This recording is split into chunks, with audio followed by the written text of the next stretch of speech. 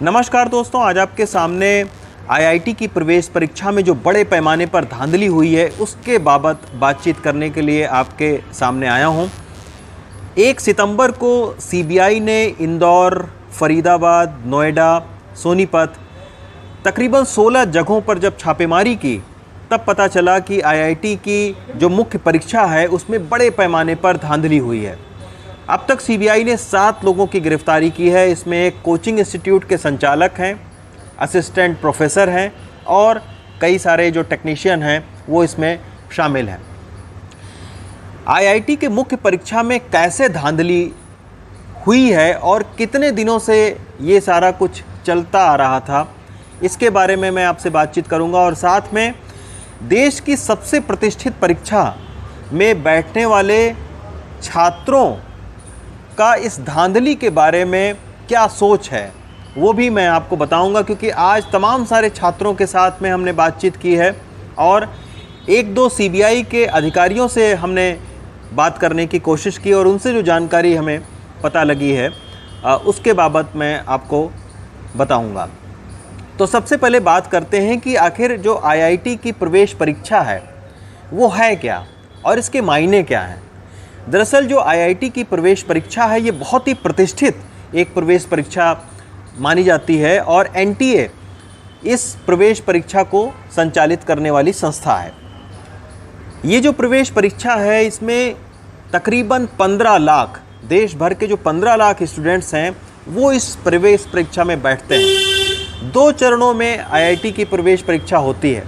सबसे पहला जो है वो आईआईटी मेंस होता है, जिसमें ये धांधली की खबर आई है। अब इस आईआईटी मेंस में तकरीबन 15 लाख स्टूडेंट्स बैठते हैं आईआईटी मेंस में और 2 लाख स्टूडेंट्स जो है वो अब आईआईटी का जो एडवांस परीक्षा होता है उसमें बैठेंगे।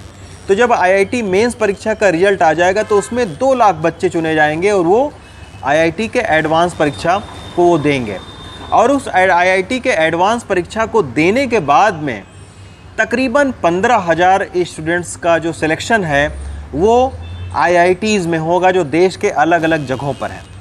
बाकी जो छात्र हैं, जो स्टूडेंट्स हैं, वो और भी तमाम सारे जो इंजीनियरिंग कॉलेज हैं उनमें उनका दाखिला होगा। तो आईआईटी की जो मेंस की परीक्षा है वो इसलिए भी महत्वपूर्ण है क्योंकि आईआईटी की मेंस को क्वालिफाई करने वाले जो छात्र हैं उनका अगर आईआईटी में नहीं भी दाखिला होता है तो वो कई सारे प्रतिष्ठित जो कॉलेजेस हैं, इंजीनियरिंग कॉलेजेस हैं, उनमें वो प्रवेश पा सकते हैं। तो इसी के चलते जो ये धांधली हुई है ये आईआईटी की मुख्य परीक्षा में धांधली हुई है और यही वजह है कि जो आईआईटी देने वाले जो छात्र हैं, जो प्रवेश परीक्षा देने वाले जो छात्र हैं, उनके अंदर इस धांधली को लेकर बहुत गुस्सा है।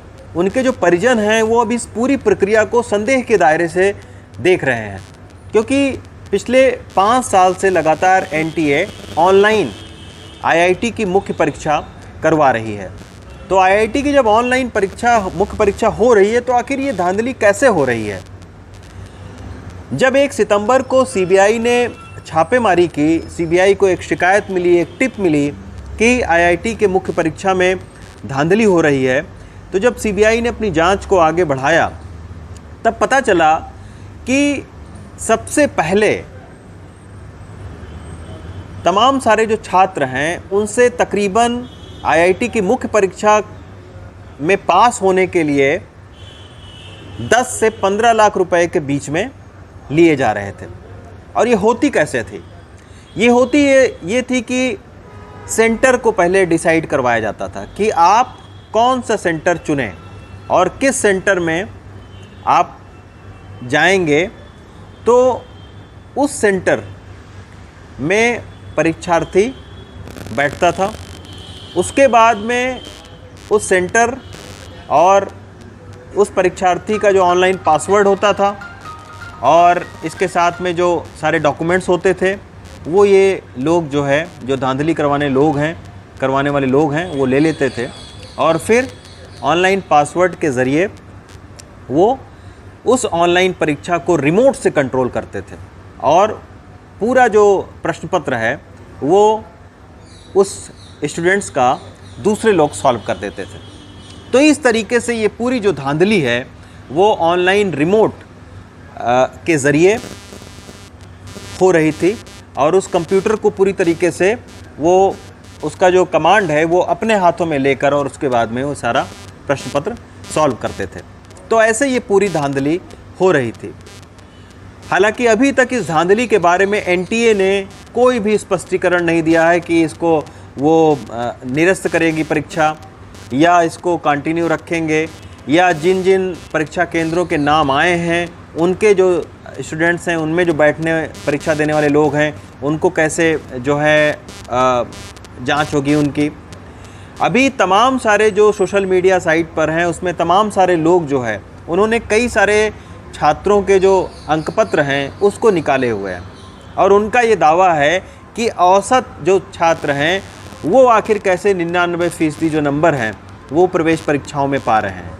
तो ऐसे बहुत सारे जो संदेह हैं वो ऑनलाइन सोशल मीडिया के ज़रिए लोग प्रकट कर रहे हैं।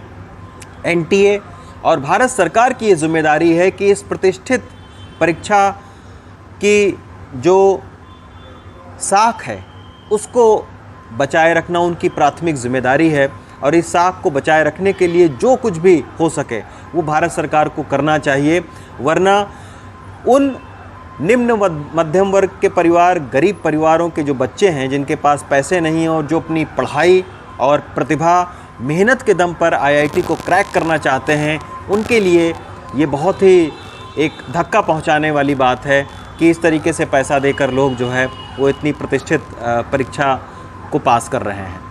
तो गुजारिश यही है भारत सरकार से कि इसकी साख को बचाए रखने के लिए जो भी हो सके वो करे। बहुत ही कड़ी कार्रवाई इन धांधली करने वाले लोगों पर करनी चाहिए। धन्यवाद दोस्तों। Ravish Ranjan Shukla, NDTV India.